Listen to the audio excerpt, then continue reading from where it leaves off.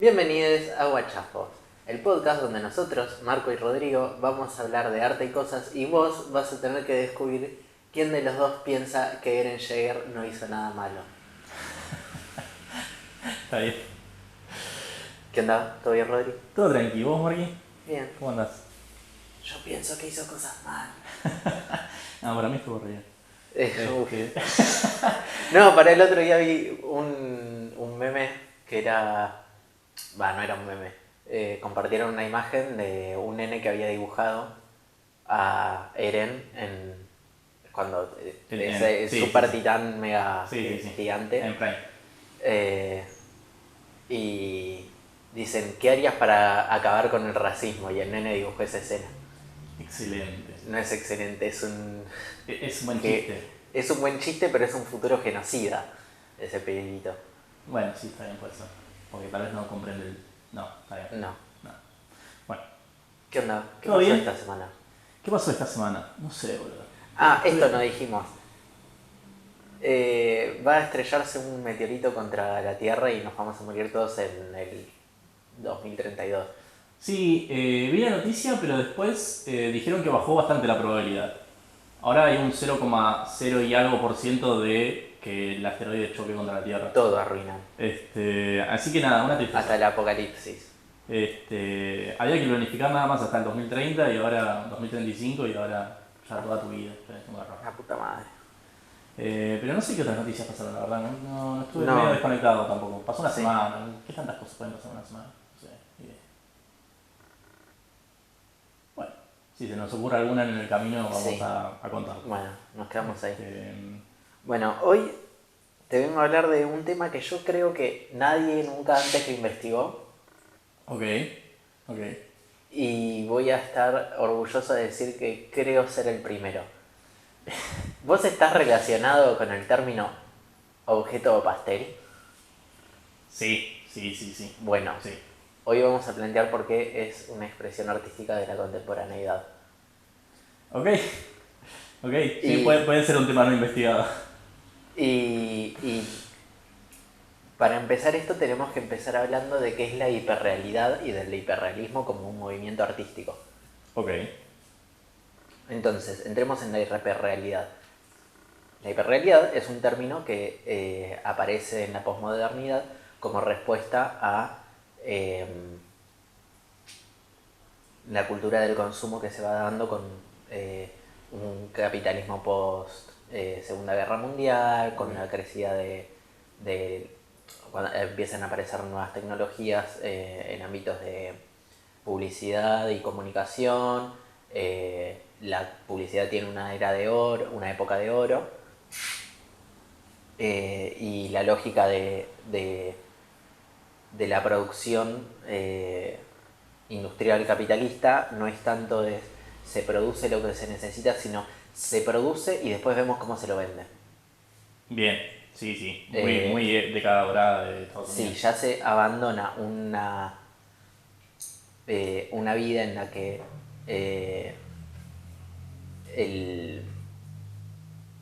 el capital está regido por la necesidad, sino por la comodidad y por el poder realizarse como individuo. Bien.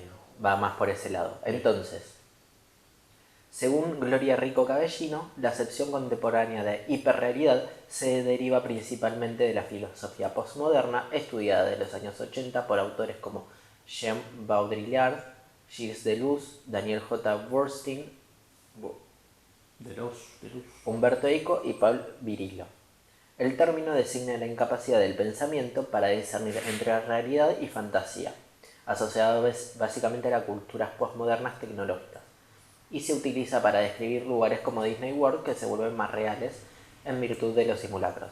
Entonces, la hiperrealidad va a ser el fenómeno que se da cuando vos no podés discernir, cuando no podés diferenciar entre algo que es real y algo que es un simulacro. Por ejemplo, cuando se puso tan de moda criticar que en las redes sociales la gente solamente en Instagram estaba contenta y que no tenían una vida de mierda, Sí. eso es hiperrealidad. Gran época.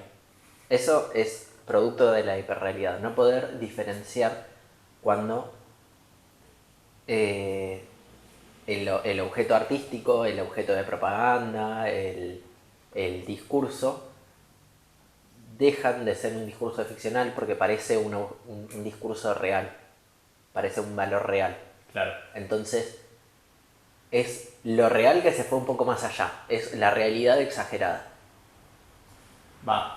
Me gustó el ejemplo de Disney World porque hay una película que se llama Proyecto Florida, Sí. que trata muy bien de esa cuestión, de esa diferencia entre este mundo fantástico que plantea el capitalismo, ¿no? Sí. Y la realidad de las personas que habitan las periferias, digamos, de Orlando. Claro. Véanla, es una muy buena peli, es muy linda. ¿Se Trabaja llama? Proyecto Florida. Trabaja William Dafoe y querés que sea tu papá William en esa Dafoe. película. Capo. Como lo queremos a William Dafoe. Y otra cosa, tal vez nada que ver, pero qué gran época cuando empezamos la facultad, que todos los trabajos Eran de sobre- producción eran relacionados a las redes sociales. Cómo las redes sociales nos mienten o ficcionalizan. Todo absolutamente pasaba por ahí. Fue una gran época. Sí, y cuando el otro día me crucé con este término dije ¡Pum! Facultad de Bellas Artes 2015. Sí, totalmente. Estaba re criticado eso. Sí. Pero estaba tan criticado que a mí me hartaba escucharlo. Totalmente, yo lo odiaba el discurso ya. Bien, Pues no planteaban, bueno, no importa. está bien. Bueno, según Gloria Rico Cabellino, la aparición de la hiperrealidad se vincula a la representación de la imagen en ausencia de analogía con la realidad, de un simulacro semiótico donde el significado se ha destruido o ha suplantado el objeto a partir de una evolución de su imagen, que ya no apunta a una realidad existente, sino a una realidad no existente. El simulacro es fingir que aún estamos en posesión de lo real, por lo menos en lo que al exterior se refiere, ya que la diferencia que el simulacro intensifica son precisamente las exteriores, pues en la estética del simulacro subyace la idea de que no existe un adentro que remite al afuera en los objetos de suplantación, sino solamente un afuera que es incomprensible. El simulacro es exterioridad de cabo a cabo. ¿Entendiste algo? Porque es re largo. Entendí, pero si querés hacer un... Va a ser tanta la exposición de esta hiperrealidad que lo único que nos va a quedar va a ser el cascarón de afuera. Todos los objetos, sea objeto artístico, objeto de deseo, lo que sea, Sí. va a estar carente de significado. Va a ser solamente la representación exterior. Ok. Por ejemplo, Disney no va a ser un país idílico que es solamente fantasía, no va a tener nada por atrás, solamente vivir en un cuento de hadas. Claro. Bien. Ahora, sigo citando porque no, la verdad no sé cómo resumir estas cosas porque me parece que Vale. acá rejuegan así como está. Según Jesús Eduardo Oliva Abarca, si bien podemos dudar de la realidad, no podemos dudar de la realidad de un simulacro. El simulacro es ante todo una suplantación, pero su mecánica no es sencilla. Toma los signos de lo real, pero se encuentra lejos, según Baudrillard. De la mera imitación ni siquiera tiende a la parodia porque el simulacro no es la reproducción imitativa. La reproducción de lo real que realiza el simulacro se enlaza a la noción de producción, de lo cual es consecuencia. Esta es la dimensión política del simulacro, una operación de disuasión simbólica en la que los límites entre lo real y lo imaginario son abolidos. El simulacro actúa doblemente, primero suplanta la realidad y luego la supera. Supera los signos de la realidad. La suplantación la logra intensificando los signos que la realidad ha tomado. Más de lo mismo. ¿Sabés qué me suena muy a hiperrealidad? Sí.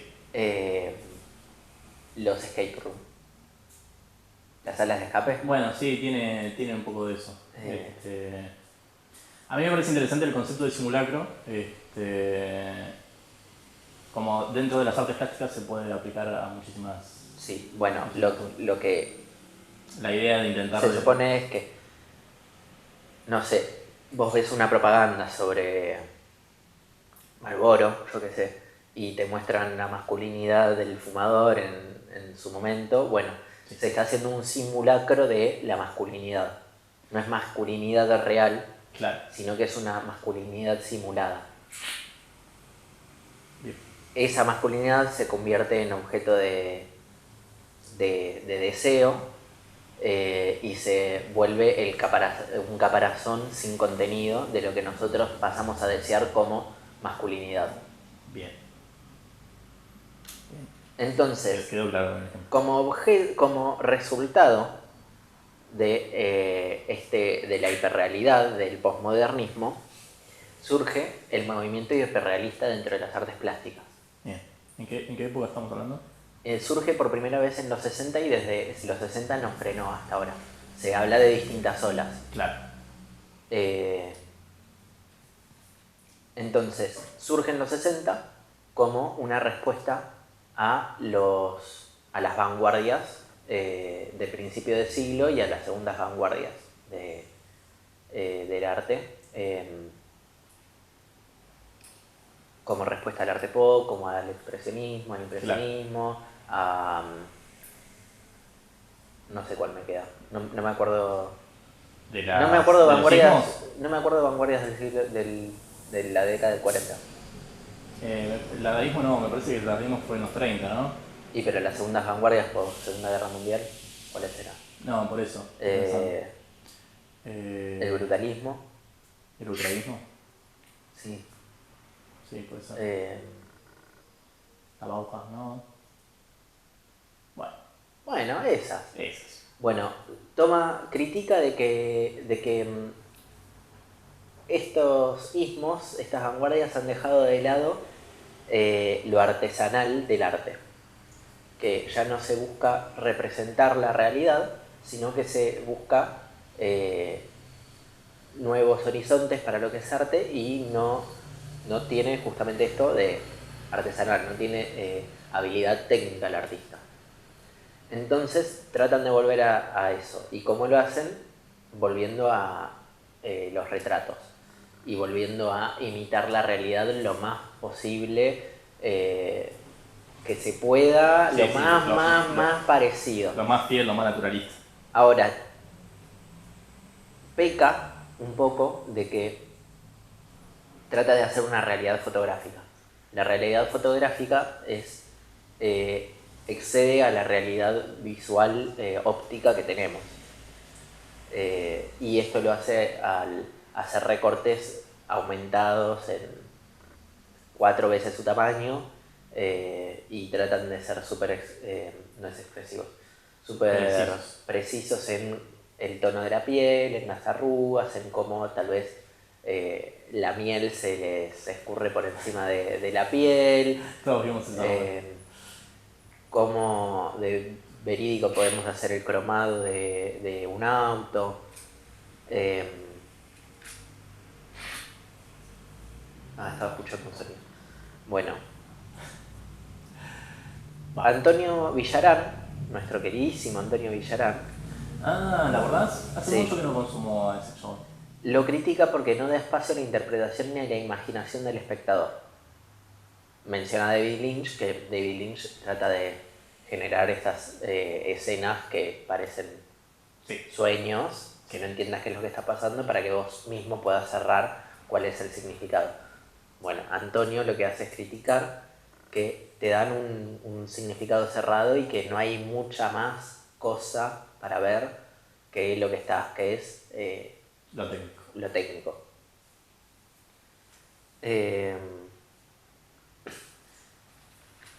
A ver, esta muchacha, ¿cómo se llamaba?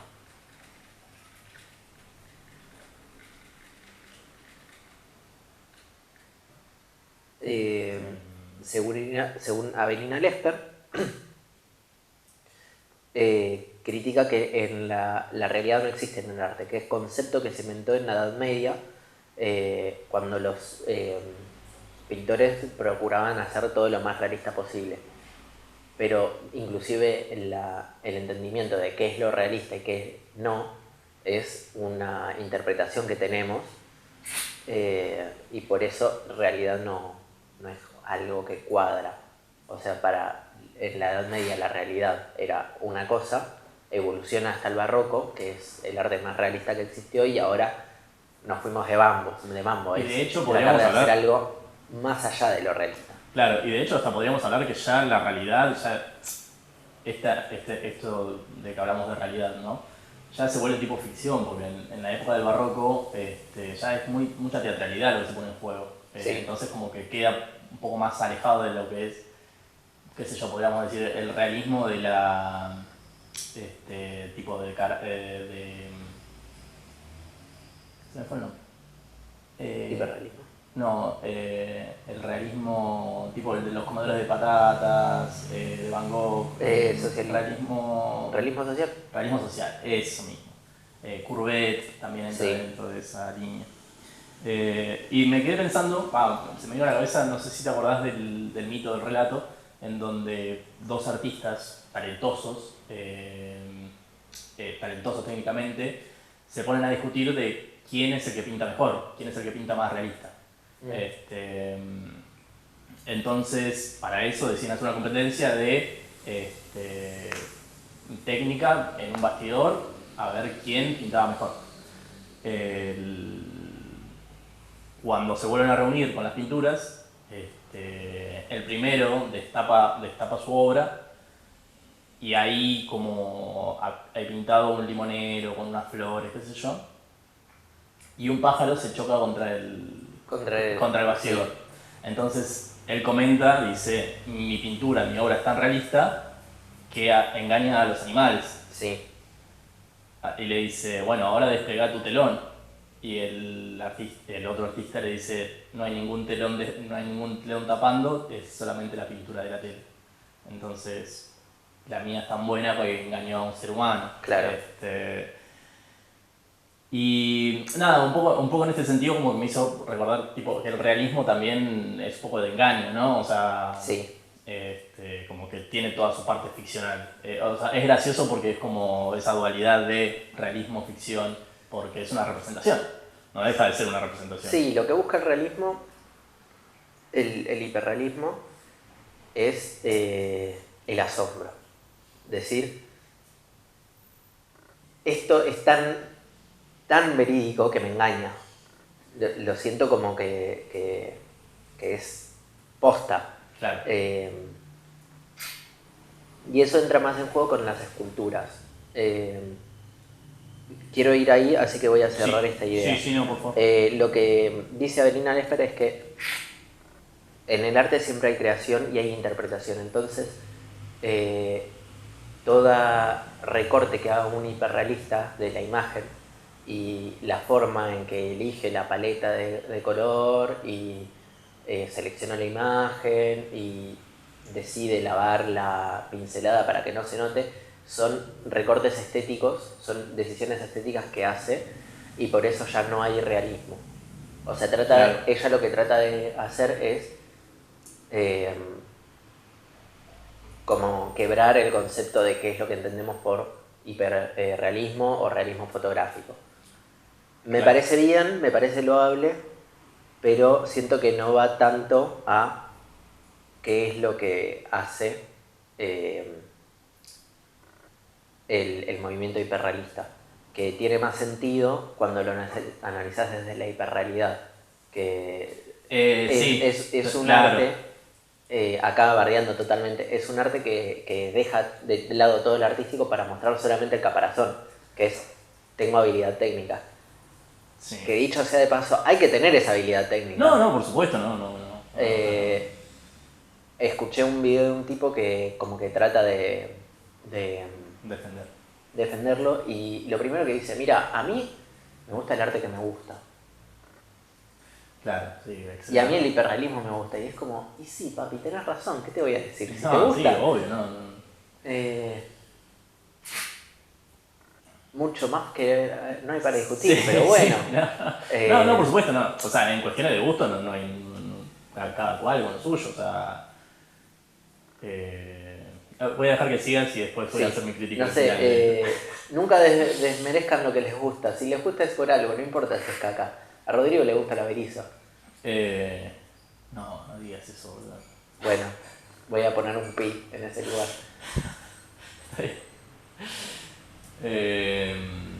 Por favor, continúa. Bueno, no, me interesa. Y lo que podemos ver dentro de los movimientos hiperrealistas es que tenemos dos vertientes. Una es la sublime, si no me confundo. El hiperrealismo sublime, que es el hiperrealismo que trata de imitar la realidad en toda su perfección. Bien. En el cromado perfecto, en esta persona con su piel perfecta, o inclusive una persona vieja con muchas arrugas. Bueno, tratar de imitar eso perfectamente, porque encuentra una belleza dentro de la imagen que para respetar esa belleza tiene que llegar a la habilidad técnica. Claro, es como una realidad de propaganda. Es una realidad de propaganda. Ah, eso no dije, que surge también con la propaganda, que es el hiperrealismo es una imagen que trata de imitar a las mismas imágenes. Es muy de revista. Claro. Que yo pensaba en esto. Si vos agarrás viene una revista, no sé, yo no sé qué revistas hay. Gente. Caras. Y le pide a un artista hiperrealista que haga una tapa de Susana Jiménez. Sí. Y vos después lo ves impreso. Decís, es una foto de Susana Jiménez. Y entras y dice, cuadro de Jaime Jaimioso, Jaimozán. Esto es una pintura increíble, parece una foto. ¿Para qué? Porque si es un cuadro de 3 metros de alto, que lo ves y decís, resarpado como pintó esto, de 3 metros de alto, es una cosa, pero si ves una reproducción en chiquito.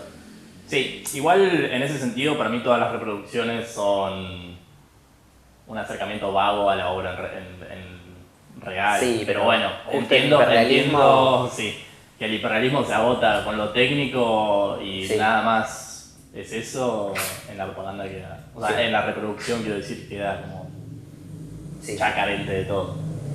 Bueno, ese punto, el hiperrealismo sublime va a esto, a mostrar lo bello a partir de esta forma de pintar tan limpia.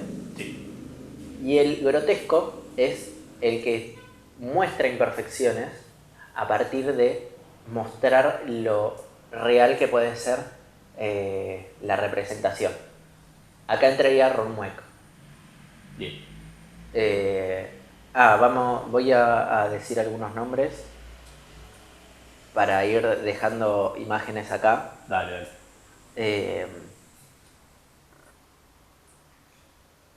Y vamos a ponerlo en escala de Antonio Villarán, qué tan buenos son. Hugo Laurencena es un mal ejemplo de arte hiperrealista porque pinta cosas realistas. Ok. Pensé que ibas a decir porque no llega a ser tan bueno técnicamente y ya era como bueno. No, es muy bueno técnicamente.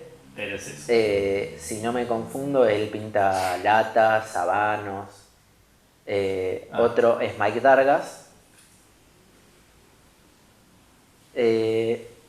Richard Estes, no me acuerdo que pintaba Richard Estes. Bueno, no lo voy a buscar ahora. Va a aparecer acá. Sí. Ron Mueck, que es un artista australiano del que vamos a hablar bastante, o algo. Y Noé Serrano es un artista, si no me confundo, es catalán, que es el que hace hizo los efectos especiales del Laberinto del Fauno. Mira. Entonces vamos a ver que Ron Mueck y Noé Serrano usan como herramienta el hiperrealismo para poder generar otras cosas. Sí. En el caso de Ron Mueck hace estos humanos muy pequeños o muy grandes y generan como un cierto asco, como que te quiere dar la sensación de que ahí es una vista morbosa el ver a estas esculturas. Sí. Una de sus esculturas más famosas, por ejemplo, es Un hombre muerto, que es un retrato que hizo del padre cuando se murió. Y no me acuerdo en qué escala estaba, pero es un tipo tirado en el piso como si lo fueras a ver en la morgue. Claro. Yo tuve la oportunidad de ir a ver una de las muestras de Ron Mueck en el PROA. Y no sé, uno que tal vez lo ve en fotos dice, wow, qué realista que se ve, qué cosa, pero vos lo ves en persona y realmente es sorprendente el nivel de detalle de las piezas. Y el cambio de escala, yo creo que, no sé, tal vez en ese sentido, o sea, lo que tiene ese hiperrealismo, como lo utiliza Ron Mueck, es como herramienta para atraerte hacia la obra, para ver el detalle, pero al mismo tiempo siempre hay algo inquietante en cada pieza, o sea, como que ya sea o el cambio de escala, como decías vos, o las posiciones, o las miradas. A mí me gusta mucho esa chiquita que son una pareja durmiendo cucharita. Sí, no, pero bueno. Bueno, esa está muy buena sí. Está muy buena porque siento que tuvieron una muy mala noche en la que durmieron todos transpirados y se cagaron de calor. Y me transmite eso. Y yo pienso, qué garrón dormir con calor. Y encima abrazar a otra persona. Sí.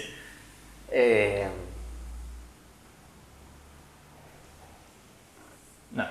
Nada, habilitemos dormir cucharita, está bueno. Excepto con calor. Excepto en verano, claro. Bueno, y también los hiperrealistas, los escultores, van a tener esta gracia de que buscan materiales nuevos con los que poder hacer su producción para llegar a estos intentos, a estos simulacros. Bien. Van a usar fibras de vidrio, siliconas, pelos de verdad, tipo pelos de caballo. Y eso sería una vista al hiperrealismo. Ahora, ¿qué tiene que ver esto con el objeto y el pastel? No sé si esta es una pregunta retórica o... Era una pregunta retórica, pero de repente te estoy viendo a ver si quieres contestarme algo. Sí, fue muy incisivo. Prefiero que lo desarrolles vos. Siento que el objeto y pastel es un post-hiperrealismo. ¿Querés aclarar de qué trata el objeto pastel? Ahora lo voy a hacer. Perdón. Post-hiperrealismo, eso. Puede ser. Sí. Nada, el objeto pastel es una tendencia que aparece alrededor del 2020, ¿puede ser? No encontré números, o sea, no hay info. Ahí está, existe. Sí. Aparece alrededor del 2020, donde lo que se trata es crear una torta que imite a un objeto de la realidad. A un limón, a una taza de café, a un televisor o un sillón, ¿por qué no? Puede ser gigante. Y creo que reúne varias características de arte contemporáneo. Primero, el hiperrealismo. O sea, lo que está buscando la obra es engañarte. También tendríamos que hablar si la gastronomía es arte o no. Yo investigué brevemente, pero es algo que me gustaría ver más adelante en otro capítulo, si podemos tratar la gastronomía como arte o no. Según en términos de Kant, no, porque el objeto artístico tiene que ser bello y tiene que ser sublime y no correspondería al tipo de belleza que plantea Kant, porque la belleza pasa o por los ojos o por los oídos, no pasa por la boca. Claro. No es una experiencia sensible aceptada como bella. Claro. Ahora, según Epicuro, todo lo que produzca placer es algo bello. Y Epicuro trata de decir que el acto de comer es bueno, es algo que da placer al hombre pensante, y se lo tomó como un ejemplo para decir que la glotonería es un sentimiento vago. Ok. Ahora, podemos plantear que es un arte porque es una situación que pone en alerta todos los sentidos, al visual, al del gusto, inclusive puede ser al tacto o al oído. Sí. Hay una... André Ferrá o Ferrá André, ¿cómo se llamaba? Creo que era Ferrá André. Bueno. Acá. Hubo un cocinero español muy famoso, Ferran Adrià, que fue el que, no sé si inventó o el que introdujo la comida molecular a España. Ok. Él tenía un plato que... Nunca supe qué es eso igual. La comida molecular Sí. es cuando agarrás la comida, un plato y lo separás en todas sus partes. Entonces tenés un plato de compuesto. O cuando por procesos químicos complejos haces comidas con texturas nuevas, como hacer una mousse, agarras, no sé, crema o agarras algún licuado Sí. de verduras, lo haces bien bien fino, que no tenga grumos, lo pones en un tubo tipo el tubo Dragó para soda, Sí. le pones gas y lo gasificás de esa forma. Es un gasificado químico. O se hacen esferitas, se le agrega un químico a un aceite, por ejemplo, después lo pasas por otro baño con otro químico y se te hace una gelatina chiquita. Nada, investiga texturas y sabores Ahí va. con una complejidad Científico. de producción de laboratorio. Claro. Bueno, Ferran Adrián Sí. tenía un plato que estaba hecho con queso de oveja y cuando vos pasabas la cuchara tenía tal relieve el plato que se donaba como cencerros Ok. de ovejas. Entonces nada, este tipo planteaba que sea una experiencia mucho más grande que solamente comer y con una complejidad de producción artesanal. Claro. Sí, yo creo que en ese sentido ya se despega bastante de la gastronomía como más cotidiana. Sí. Yo creo que es algo más artístico. O sea, Nos plantea una diferenciación entre un cocinero, que es quien sigue una receta, a un chef, que es quien las inventa y quien busca experiencias gastronómicas. No sé, yo la comida de alta gama me vuelve loco. O sea, nunca pude comer, nunca tuve acceso, pero veo los videos de YouTube, los procesos de quiero eso. Nada. Está bien. Sí, es un mundo que estoy un poco ajeno, así que no puedo, Nada, no puedo me opinar. vuelve loco. Bueno, entonces, si aceptamos que la comida es un arte, podemos pensar que este fenómeno del objeto pastel es una experiencia que plantea la sorpresa en el espectador y trata inclusive de ser lúdico. O sea, te ponen dos objetos uno al lado del otro y vos tenés que descubrir cuál de los dos es. De hecho, hay programas de eso. Hay programas de esos. Es tanto el nivel que ha alcanzado de complejidad que hay programas de eso. Y hay programas que ya son tratar de hacer esto que parezca un objeto pero que te salga mal. Y aparte ya creo que ese tipo, por lo menos ese tipo de programa ya no pasa realmente por si sabe bien, nunca los vi, pero bueno, no sé si pasa tanto por si sabe bien o si no, o sea, el gusto en sí, sino por qué tan fiel podemos representar, con qué tanta fidelidad podemos representar un objeto para engañar a la otra persona. Probablemente tenga una parte de gusto y de probarlo, si no, como no tendría mucho sentido, pero básicamente la lógica del programa pasa a través de engañar a la persona con lo visual. Sí, exactamente. Y esto también lo sumo a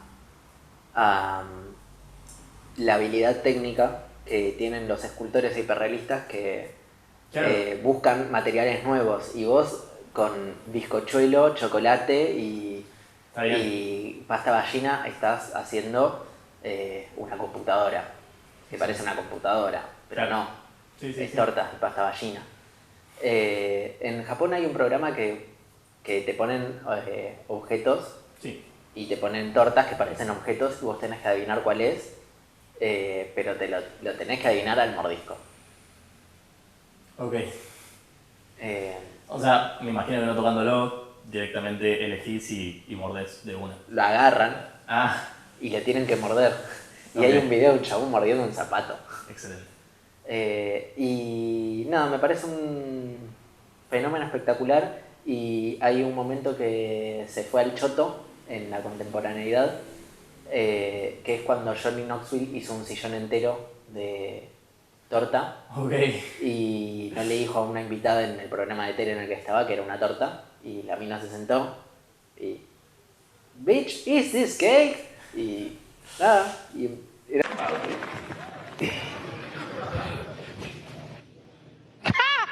Bitch, is this cake? No, it's not. Oh, it's cake. It's cake.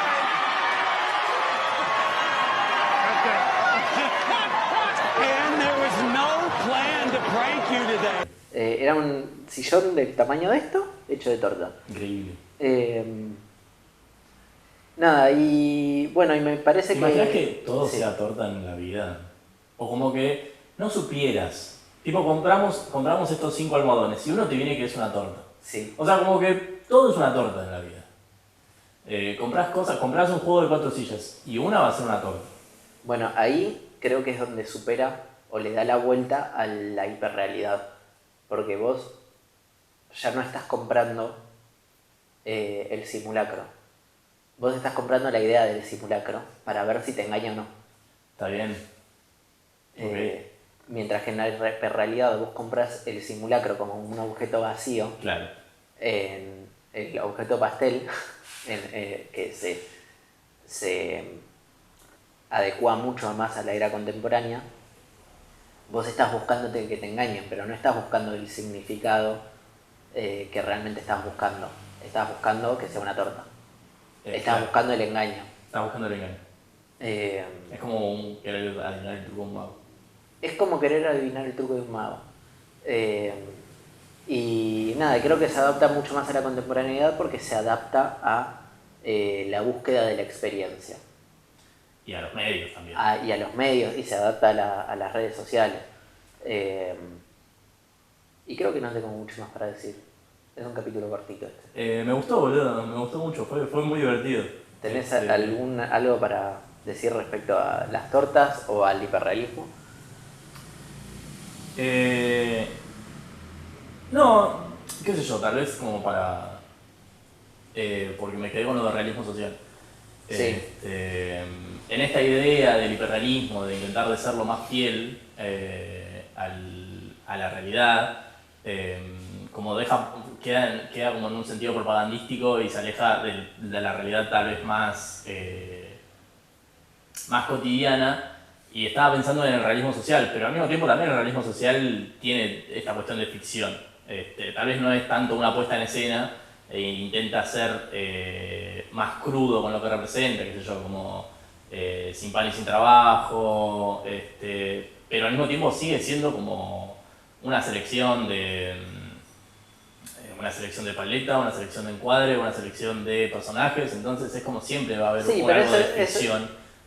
Sí, pero ese es el carácter de la representación realista que se da, sea en Los comedores de papas o en, no sé, una obra de Caravaggio o en una obra de Ron Moy.